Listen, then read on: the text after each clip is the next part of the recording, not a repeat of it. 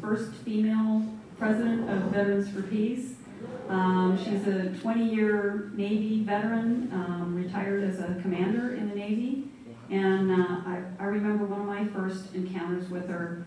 She was being hauled away in a paddy wagon for reading the Constitution out loud.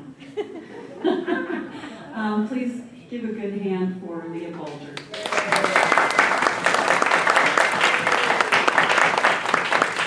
Thank you very much. Well, obviously I drew the short straw to follow Kathy Kelly. I just want to say what she said. Kathy touched on several points that I wanted to make too. So, but boy, that's tough.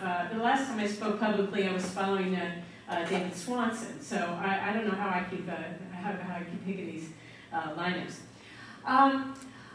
One of the things Kathy mentioned was the military-industrial complex, and she added security, and I would add fossil fuel cartel, I would add media, I would add congressional. These things have, our problem, it becomes that we're not just fighting war, we are fighting against corporatocracy and imperialism and greed and all these things working together. The problem, I liken it to a big knot of yarn where all these strings of campaign finance reform and the two-party system and lobbying and money, is all knotted up, and the more you try to pull on it and try to figure out where it starts, you can't unravel this ball because everything feeds off each other, and it's just this big knot of a big problem, and you can't, it all loops into each other. So how do we change things? Now the people have our priorities straight, actually. They just handed out this pie chart, which is War Resistance League puts this out, and every year it's really great to show us where our money's being spent.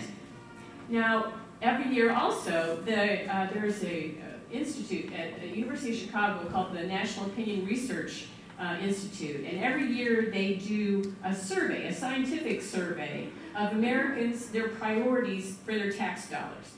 And most of us do pay taxes, although I wish we could all get by without paying taxes like Kathy does, but most of us do pay taxes. And I believe that the federal budget is a moral document, and I think all of you will agree with that. The budget, which divvies up our money, is essentially telling, conveying what the priorities are for our government. Now, our priorities, every year, this National Opinion Research Institute puts out this survey, and they ask people out of 22 categories, how would you like to spend more tax money on this topic, the same or less? And there's 22 categories. And guess, let me hear you tell me, what are your top priorities for your tax dollars? Where would you like to have them spent? Let me hear it. Education. Housing. Health. Environment. Education and healthcare are the top two. And they've been the top two for the 20-odd-some years they've been doing this survey. Education and healthcare. And we say this over and over and over again, that's where we want our money spent. But when you look at the pie chart, education and healthcare are like 3% of the discretionary budget, and military and war and VA and taking care of people who've been harmed in war and all the debt on the borrowing for the wars, this is taking up half of every discretionary dollar. We spend more on the war machine than the rest of the world combined. This is crazy, but this is not what we are saying as people. So why is it, how is it that Congress can spend our money this way when it's not what we want? We've said it over and over again, it's not what we want. And this is where I get into the problem is so big. The problem is the two-party system? I mean, which party is more of a peace party, would you say? Neither. That's exactly right. And which party cares more about American people, would you say? Neither. Yeah. And we've all come to this conclusion. I think most of us have come, and I have to confess, in 2008 I voted for President Obama. And I wisened up about 3 months after he was inaugurated. He asked for $116 billion of emergency supplemental funding. And the next day, after that passed, the Democrats all passed that and gave him what he wanted because he's the Democrat and they have to do what he says because we have to make, we don't want to embarrass or go against our party.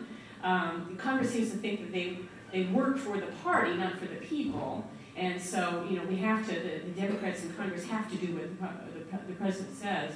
The next day, I went down to my local town hall and I got my voter registration card and I changed from Democrat to independent.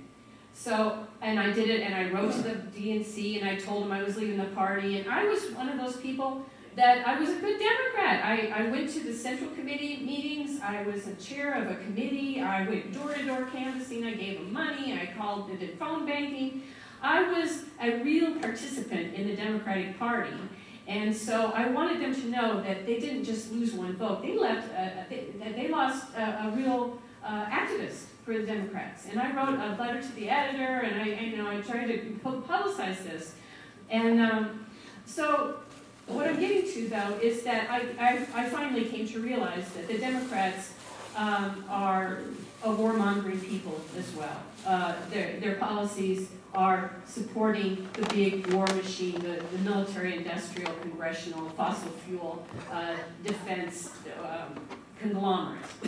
So now the title of what we're supposed to be talking about, and I love the alliteration, Leslie kind of got carried away there, but Prescription for an Ailing Democracy, Prescribing Peaceful Policies for People and the Planet. I love that. So I am here to tell you about something that I think is sort of an exciting idea.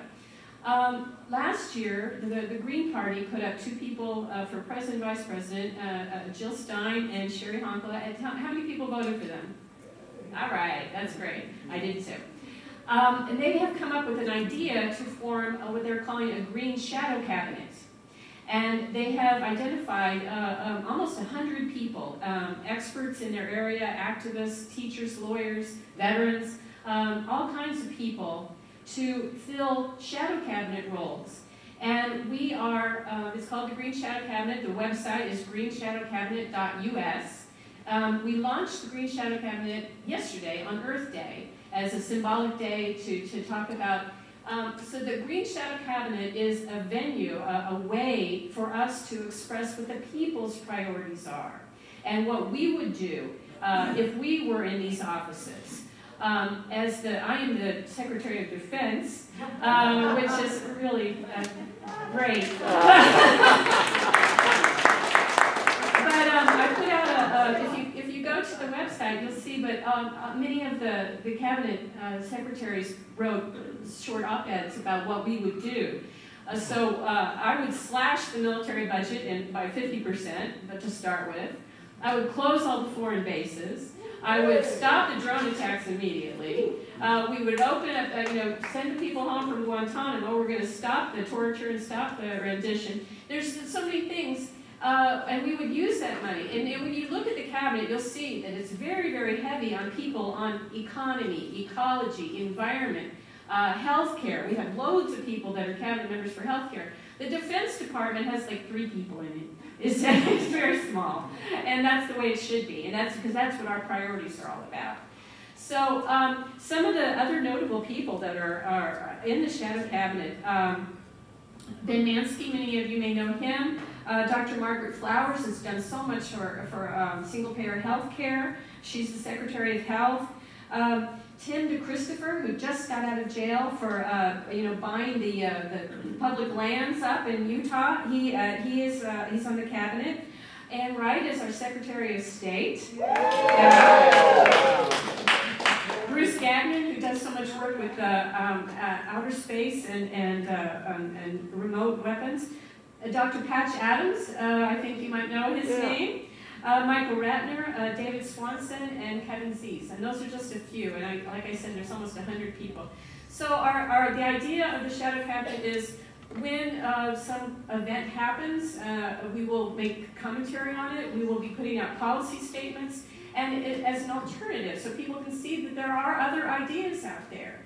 And so I invite you to go to that website, greenshadowcabinet.us, and read what we're saying, the cabinet members are saying, and it's a perfect way for us to prescribe peaceful policies for people on the planet, and that's what we'll be focusing on. Thank you very much.